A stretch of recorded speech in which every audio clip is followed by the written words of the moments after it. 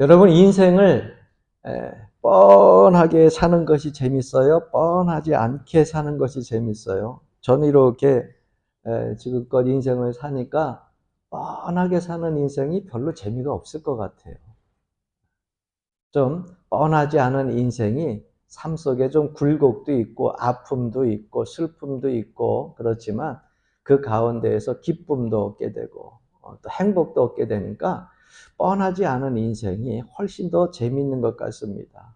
그래서 가끔 우리 신앙인들은 좀 그렇게 살아가면 어떨까 하는 생각을 해보게 돼요. 왜? 우리 신앙인들은 비신자들하고 사는 모습뿐만 아니라 생각도 다르기 때문에 주어와 동사가 같은 그러한 삶이 아니라 주어와 동사가 다른, 전혀 다른 그러한 삶을 살 때 더 매력적이지 않을까. 그게 기독교인의 삶이 아닐까 하는 생각을 해보게 됩니다. 보통 사람들이 산이 막 흔들린다, 막 지진이 일어난다 그러면 무서워서 울자, 도망가자 그렇게 이야기들 하는데, 여러분, 산이 막 흔들리고 바닷물이 막 넘쳐서 해일이 넘쳐서 마을로 들어오고 그리고 지진이 일어나가지고 건물이 무너지는데 찬양하자, 기뻐하자, 감사하자. 믿지 아니하는 사람들과 믿는 사람들의 그 고백들이 다르고 행동이 다르다는 거죠. 믿지 아니하는 사람들은 삶 속에 있어서 어려움이 오게 되면 울자, 슬퍼하자, 절망하자, 좌절하자, 아파하자 그렇게 이야기를 합니다. 저는 그걸 가지고 뻔한 인생이다 이렇게 얘기를 해요. 우리 기독교인들은 뻔하지 않은 인생을 좀 살아보자는 거예요. 왜? 하나님이 나의 피난처가 되시니까. 하나님이 나의 보호자가 되시니까. 지금 일어나는 모든 일들이 결말이 아니고 앞으로 하나님의 섭리와 계획 속에 어떤 종말로 어떤 결과로 나에게 돌아올지 모르니까 하나님 은혜 가운데 그러한 일들이 와도 찬송하고 기뻐하고 즐거워하고 감사하자는 거예요. 오늘 본문 말씀 속에 보면 시편 기자에게 큰 일이 닥쳤어요. 두 가지 일이 닥쳤는데 한 가지는 천재지변입니다.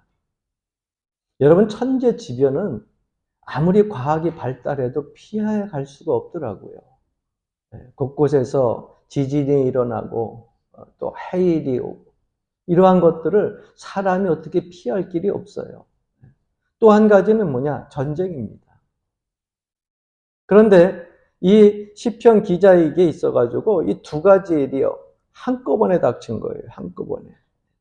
그런데 이 시편의 기자가 그것 때문에 놀라거나 슬퍼하거나 아파하거나 절망하지 아니하고 오히려 하나님 앞에 찬송합니다. 여호와는 위대하시고 광대하시고 우리의 피난처라고 그렇게 고백을 하면서 하나님 앞에 긍정적인 신앙 고백을 드립니다. 그래서 제가 이 말씀을 준비하다 제가 다윗과 요나단의 노래 중에 좋은 노래들이 많은데 그 중에 이제 이전에 힘들고 어려웠을 때에 나의 피난처 대신 하나님께 즐겨 부르던 복음 성가가 있어요. 그 가사 내용이 너무 좋아가지고 여러분들에게도 좀 소개시켜 드리려고 해요. 내 맘 괴로울 때, 외로워질 때, 소망 가득한 피난처 있네. 위험이 닥치고 시험이 와도 보호해 주는 피난처 있네. 험난한 세상도 날 해치 못하고 주의 음성 속에 살아가네. 그 아무도 주의 사랑은 뺏지 못해. 내 피난처, 영원한 피난처. 슬픔에 잠길 때, 절망이 될 때 위안해 주는 피난처 있네. 연약할 때에도 두려울 때도 주 항상 계시면 피난처 있네. 주 항상 계시면 피난처 있네. 이런 가사예요. 근데 이 가사를 생각하면서 부를 때 정말 주님이 나의 피난처라고 하는 그 은혜가 밀려오니까 이 세상이 힘들고 어려울 때에도 감사하게 되고 찬송하게 되더라고요. 여러분, 산을 보고 우리가 흔들려야 되는데 산을 보고 흔들리지 않고 찬양하면 산이 놀라서 흔들려요. 세상에 수많은 어려움과 환경과 역경이 우리에게 닥쳐서 우리를 흔들어야 되는데 우리가 하나님의 보호하심을 받고 피난처이신 하나님 품 안에서 두려워하지 않으면 환난과 역경이 왔다가 오히려 그들이 놀라서 물러간다고 하는 거예요. 그래서 기독교인들은 주어하고 동사하고 똑같이 이루어지는 뻔한 생활을 하지 말고 주어와 동사가 전혀 다른 그러한 좀 매력적인 삶을 살자는 거예요. 남들이 예상하는 삶을 살지 말라는 거예요. 오직 믿음을 가진 사람만이 주어와 동사가 다른 뻔하지 않는 인생을 살아갈 수 있다고 하는 겁니다. 오늘 이 본문 말씀 속에서 이 시편의 기자가 두 가지 큰 재앙을 만났는데 여러분 이 재앙은 시편의 기자뿐만 아니라 이 시대를 살아가는 저와 또는 이 땅에 사는 모든 사람들이 다 당하는 그러한 어려움, 사건들입니다. 그런데 그러한 엄청난 재난이 닥쳐왔을 때에 여러분 그 순간순간 하나님이 나의 피난처가 되고 하나님이 나의 보호자가 되고 하나님이 나의 창조자가 됨을 잊지 마시기를 주 이름으로 간절히 축원합니다. 죽음이 코앞에 왔다고 하는 것이 내 삶의 현장에서 현실적으로 지금 이루어지고 있다 할지라도 두려워하지 마시고 믿음으로 승리하시기를 바랍니다. 그럼 이 시편의 기자가 어떻게 이런 큰 두 가지 재앙 속에서도 찬양하고 감사하고 하나님을 의지할 수 있었을까? 그 첫 번째는요. 하나님이 누구신지를 고백했어요. 1절부터 4절에 이 사람이 큰 천재지변에 놓이게 되었는데 이 천재지변은 자기의 힘으로 절대 이길 수가 없어요. 자기의 능력으로 헤어나올 수도 없습니다. 그 순간 이 시편의 기자는요. 하나님이 어떤 분이신지를 고백했어요. 여러분 천재지변이 일어나고 우리 삶 속에서 여러 가지 어려운 상황들이나 환난이 다가오게 되면은요. 두 가지로 고백의 현상이 나타납니다. 그 첫 번째 고백은 뭐냐? 천재지변을 일으켜서 이 어려운 상황을 일으켜가지고 하나님께서 나를 죽이시는 하나님이구나.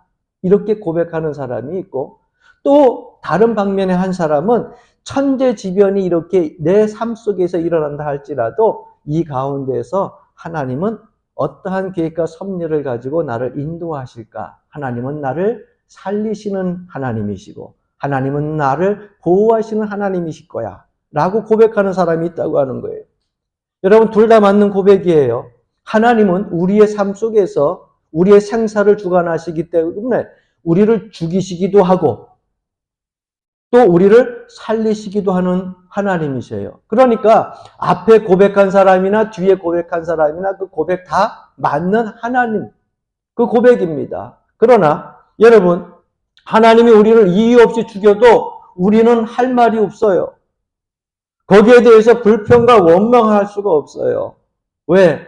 하나님이 우리를 지으셨던 분이고 또 하나님은 우리 생명의 주인이시기 때문에 여러분 내 생명인 내가 주인이라고 생각하세요? 아니에요. 생사화복을 주관하시는 하나님 우리의 입술로 고백을 하고요. 수많은 신앙의 선조들이 그렇게 고백하고 우리를 지으신 분이 창조주가 하나님이시기 때문에 나의 생명은요. 하나님 손에 있는 거예요.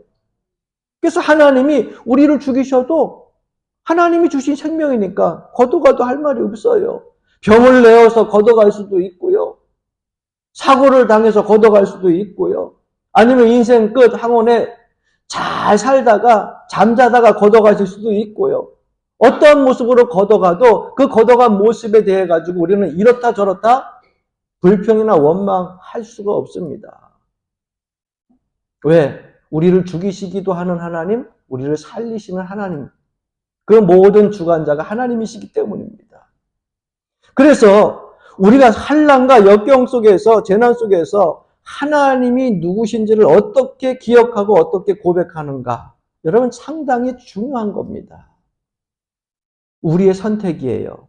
하나님이 나를 병중에 데려가시든 잠자다 데려가시든 사고로 데려가시든 그건 하나님 마음대로 하시는데, 하나님이 어떤 분이시라고 하는 것을 고백하는 것은 누가 하는 거예요? 내가 하는 거거든요.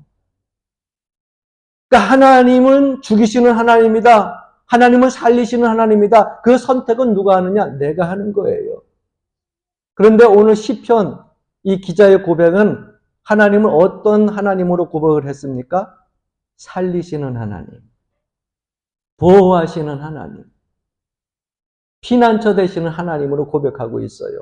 오늘 1절부터 3절 말씀입니다. 하나님은 우리의 피난처시요 힘이시니 환난 중에 만날 큰 도움이시라. 그러므로 땅이 변하든지 산이 흔들려 바다 가운데에 빠지든지 바닷물이 솟아나고 뛰놀든지 그것이 넘침으로 산이 흔들릴지라도 우리는 두려워하지 아니하리로다.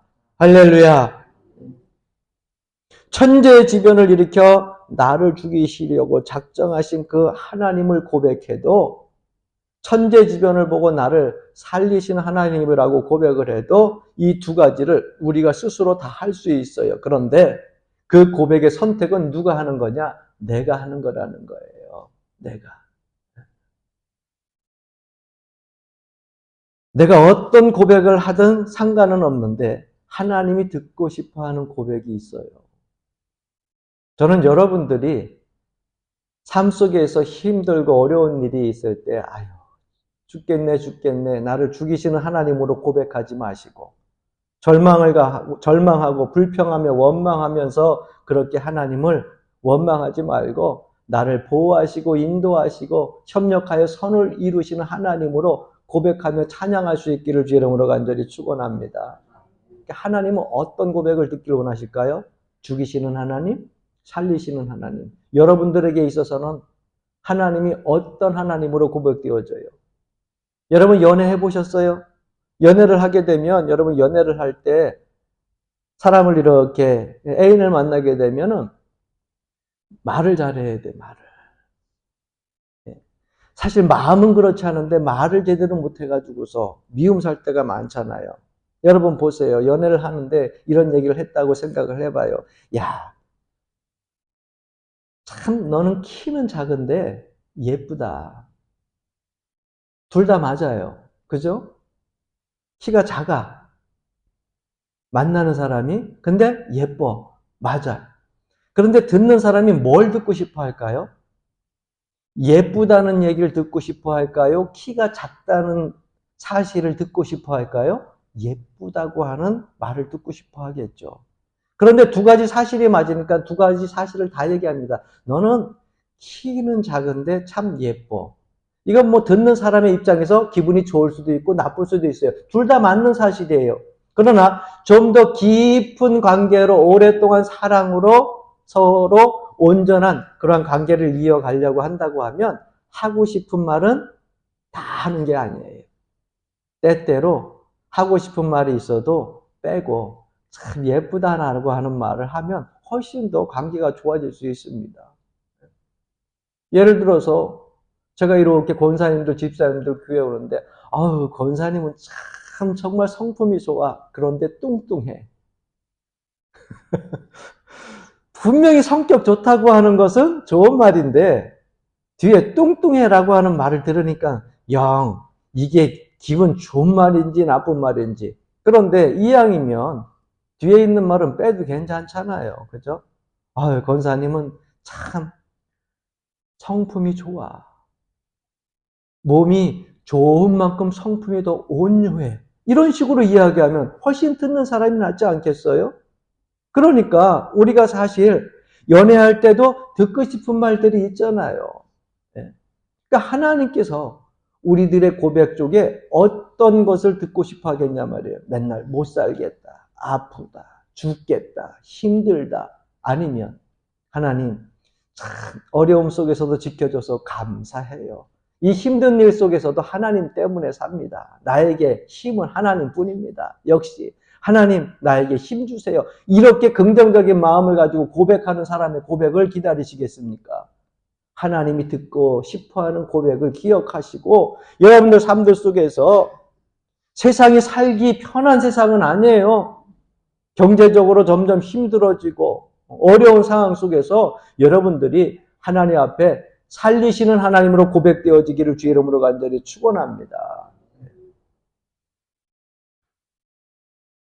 우리가 무엇을 고백하고 무엇을 믿을 것인지는 우리의 선택이고 우리의 몫입니다. 저는 하박국 선지자의 고백을 종종 여러분들에게 전해 말씀드리곤 하는데 우리의 소가 없고 포도나무가 열매를 맺지 못하고 무화과 나무에도 열매가 없는데 다 가져가시는 하나님. 어떻게 보면 우리의 삶 속에서 인간이 살면서 필요한 것들을 다 가져가셨어요. 가축도 가져가셨죠. 먹을 것도 가져가셨죠.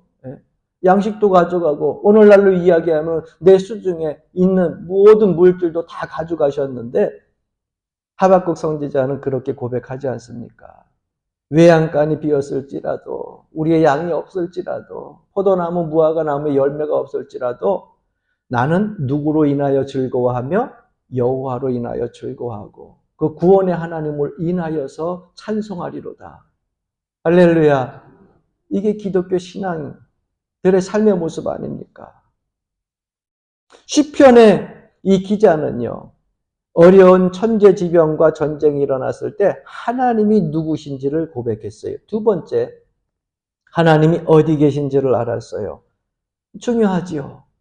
우리가 살면서 하나님이 어디 계신지를 모르면 막막하지 않습니까? 오늘 본문 5절 말씀 보세요. 하나님이 그 성중에 계심에 성이 흔들리지 아니할 것이라 새벽에 하나님이 도우시리라.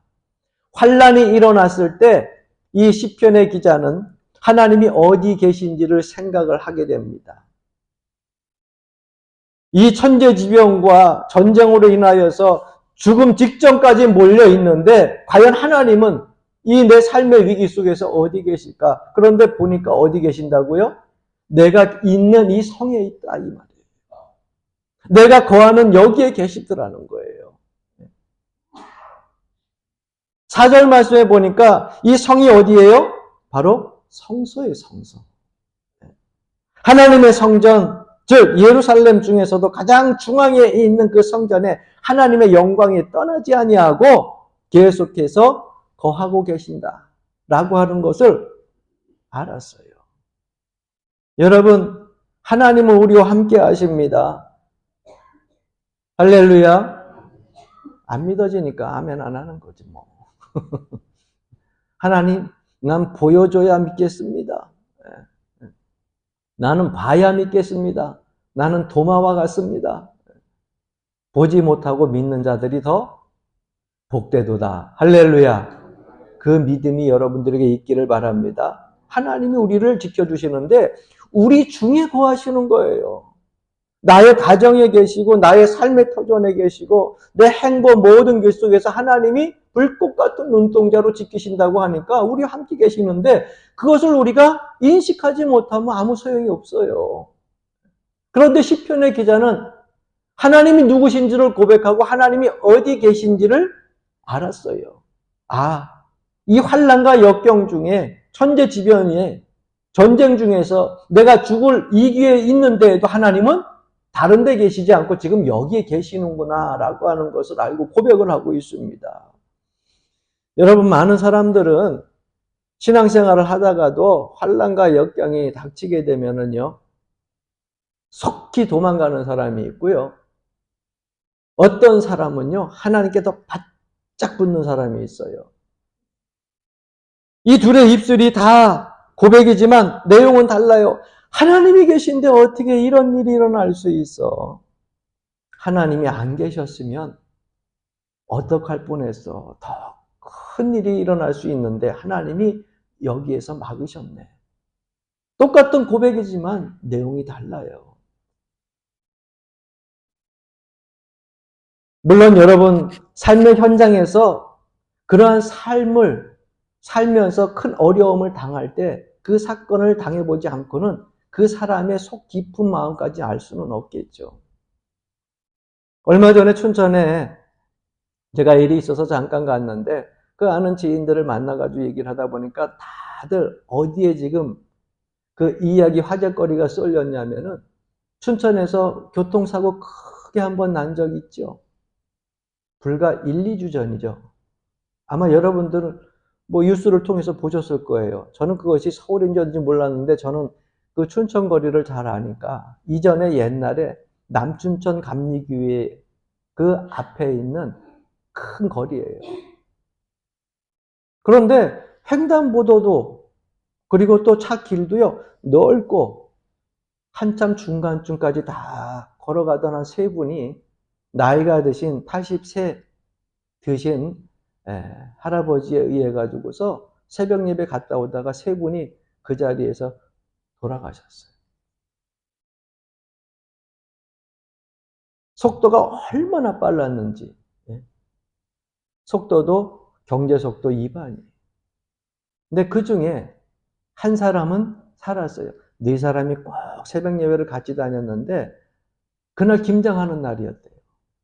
그래서 김장 준비들을 하고서 새벽 예배 끝나고 가서 이제 다시 교회로 오려고 새벽 예배 끝나고 가는 중에 한 사람이 너무 소변이 내려와가지고 야 먼저 건너가라 나 먼저 소변 보고 가야겠다. 그리고 교회 들어가서 소변 보러 들어갔는데 그 사이에 그 일이 터진 거예요. 많은 사람들은 이야기합니다. 새벽 예배 갔다 오다가 죽었으니 저 교회 큰 시험거리네. 어떤 사람들은 어떻게 하나님 앞에 매일 새벽 예배 나가가지고 그 사람들이 빠지지 않는 분들이에요. 그렇게 나가서 열심히 예배를 드리고 함께 맨날 다니던 분인데 어떻게 저렇게 가실 수 있는가. 그런데 여러분 그렇게 가는 모습들이 우리 모습 속에 있어서는 안타깝고 정말 가슴 아픈 일이지만은요. 이 모습 저 모습 속에서 하나님의 어떠한 역사가 일어날지 우리는 아무도 알 수가 없어요. 왜? 그 결말은 여전 우리의 인생이 끝나고 주님 앞에 가서야 할 수 있는 거예요. 그렇다고 해서 하나님을 원망하고 죽이시는 하나님이라고 원망하며 살아갈 겁니까? 아니에요. 그 가운데에서도 하나님의 섭리와 계획을 기대하고 우리의 삶 속에서 하나님의 이 전반적으로 모든 우주를 이끌어가는 그 위대하신 광대하신 하나님을 바라보면서 그 가운데에서도 찬양할 수 있고 그 가운데에서도 여호와 구원의 하나님을 고백할 수 있는 신앙이 있어야 될 줄로 압니다. 시편의 기자의 고백, 이 고백은요 오늘날 그러한 사람들에게 큰 위안이 될 수도 있습니다. 우리는 두려워하지 않으리로다. 하나님이 도우시리로다. 시편의 기자가요 본문 말씀 속에 보니까는요 야곱의 하나님이라고 독특하게 부르고 있어요. 이스라엘 백성들에게 있어서는 이 야곱의 하나님이라고 하는 것은요 두 가지 의미가 있어요. 왜냐하면 하나님께서 야곱에게 하신 약속이 있거든요. 창세기에. 창세기 28장 15절에 보면 하나님께서 야곱에게 하신 이러한 약속이 있습니다. 내가 너와 함께 있어 내가 어디로 가든지 너를 지키며 너를 이끌어 이 땅으로 돌아오게 할지라. 내가 네게 허락한 것을 다 이루기까지 너를 떠나지 아니하리라 하신지라. 그래서 큰 핵심 요약을 보게 되면 야곱에게 하신 약속은요 두 가지예요. 하나는 너를 떠나지 않겠다. 또 한 가지는 너를 지켜주겠다. 그러니까 이스라엘 백성들에게 있어서 자기 신앙 선조의 그 언약의 약속은 뭐냐? 하나님께서 하신 약속은 너를 떠나지 않는다. 우리 가정을 떠나지 않으시는 하나님이에요. 우리 민족을 떠나지 아니하시는 하나님이에요. 떠나지 아니할 뿐만 아니라 우리를 지켜주시는 하나님, 내 가정을 지켜주시는 하나님, 내 민족을 지켜주시는 하나님으로 이스라엘 백성들을 인식하고 있어요. 그러니까 시편의 기자도 야곱의 하나님으로 고백하고 있는데 어느 때 그런 고백을 하고 있습니까? 내 삶 속에 있어서 천재지변으로 전쟁으로 죽음의 위기에 닥쳤을 때 내 힘으로 무엇이든지 해보려고 하지만 하나도 절대적인 것을 해결할 수 없는 그런 삶의 위기에 있을 때 야곱의 하나님을 소환합니다. 나를 지키시는 하나님, 나와 함께 하시는 하나님.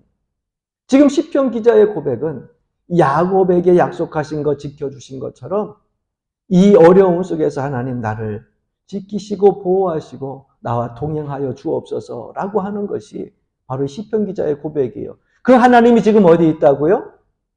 나와 함께 있다고요. 어디 계신지를 알았다고 하는 거예요. 여러분, 하나님이 어디 계신지를 모르면 삶 속에서 위기가 왔을 때 도망갈 수 있어요.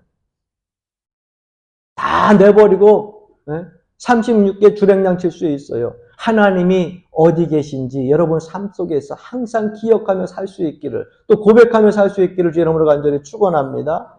세 번째, 이 시편 기자는요, 하나님께 온전히 맡겼습니다.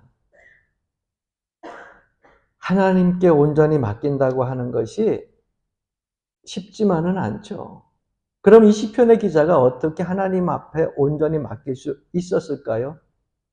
말씀을 가만히 보니까는요, 주의 음성을 듣고 확신을 갖고 맡깁니다. 저는 여러분들이 말씀을 듣다가도, 잠자리에 누워서 꿈꾸다가도, 찬송을 부르다가도, 또 하나님 앞에 나와서 개인적으로 기도하다가도 주의 음성을 들을 수 있는 축복이 있기를 간절히 소원합니다. 오늘 10절 말씀에 보니까 이르시기를 너희는 가만히 있어 내가 하나님됨을 알지어다.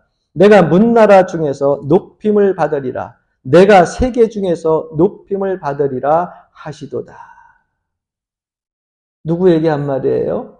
지금 이 어려운 상황 속에 있는 시편의 기자에게 주님께서 음성으로 들려주신 말씀이에요.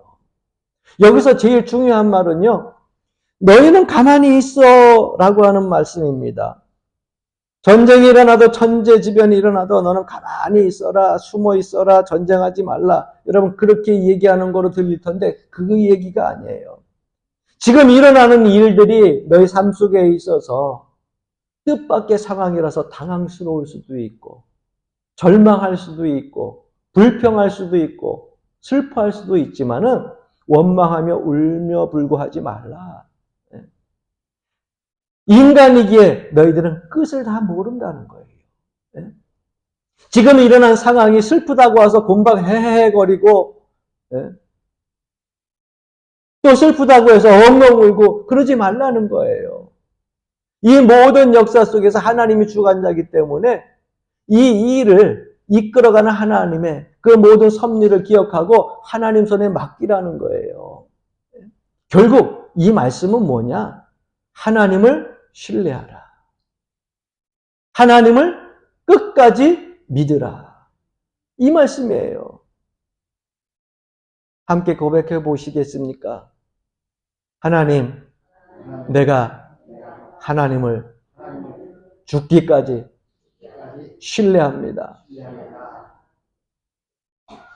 입술의 고백처럼 여러분들의 삶의 모든 모습이 하나님께 온전히 드려진 고백대로 신뢰하며 살아갈 수 있기를 바랍니다. 가다가 조금 내 일이 잘 안 풀리면 내 하나님 이럴 줄 알았다니까. 그렇게 얘기하지 말고, 아니 하나님 내가 일평생 수십 년 동안 하나님 믿음을 가지고 살았는데 나의 하나님이 맞으십니까? 여러분 그렇게 고백을 해도 여러분 하나님이 맞아요. 그런데 굳이 그런 고백을 할 필요가 있어요. 이러실 줄 알았다니까. 뭘 알아요? 알기는. 우리의 삶 속에서 우리의 삶이 끝나질 않았는데, 아직 결론이 나지 않았는데, 결말을 보지 못했는데, 그 모든 것을 삶 속에서 다 맡기라는 거예요. 잘 되는 것도 맡기고, 안 되는 일도 다 맡기라는 거예요. 왜? 우리 인생에 불어오는 바람들이요, 만만치가 않아요. 저 사람은 참 편하겠지, 저 사람은 참 즐겁겠지, 행복하겠지, 그렇지만 사람 가정마다 들어가서 보게 되면요, 개인마다 다 아픔이 있고요, 개인마다 다 걱정거리가 있고요, 다 기도 제목이 있는 거예요. 그렇기 때문에 여러분, 우리가 결론을 낼 것이 아니라 하나님께 맡겨요. 하나님께. 지금 상황이 안 좋아도, 지금 내 삶 속에 있어서 좀 불편해도 하나님께 다 맡겨요. 이 결국을 이루시는 분은 누구예요? 하나님이 다 이루어 가시기 때문에. 나중에 결국은 하나님을 찬양하는 자리에서 여러분, 나를 지키시고 나를 보호하시고 인도하신 하나님, 내가 불평하지 않고 원망하지 않고 하나님 신뢰하게 하신 것 감사합니다. 찬양할 수 있는 여러분 되기를 주의 이름으로 간절히 축원합니다. 처음부터 끝까지 다 알면 내가 하나님 하지. 그렇잖아요. 이것도 알고 저것도 알고 시작된 일부터 끝까지 결론 맞을 거 다 알면 내가 하나님 하지. 그러나 여러분, 내가 하나님이 아니기 때문에 시작은 이렇게 되어졌을지라도 과정과 동기, 결말까지는 우리가 알 수가 없어요. 그 결말은 하나님의 섭리 가운데 이끌어가게 되신다고 하는 거예요. 우리의 영원한 피난처이신, 우리를 위안해 주시는 그 하나님은 우리의 삶 속에서도 항상 우리와 함께 동행하심을 기억하시기를 바랍니다.